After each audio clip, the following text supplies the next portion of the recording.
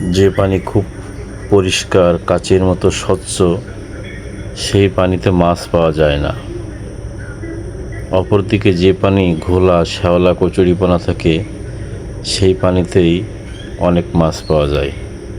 মানুষের চরিত্রটা এখন এমনই হয়ে গেছে। যে ব্যক্তি সত্য কথা বলে, স্বচ্ছতা পছন্দ করে, মিথ্যার আশ্রয় নেয় না, সে নিঃসঙ্গতা জীবনযাপন করে। তার আশপাশে বন্ধুবান্ধব পাওয়া যায় না।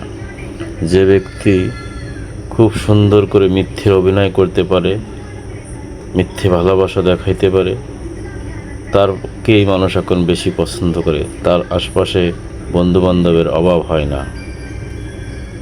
মানুষের চরিত্র এখন এমনই হয়ে গেছে। মানুষ মিথ্যে ভালোবাসাকেই পছন্দ করে, সত্য কেউই গ্রহণ করতে চায় না।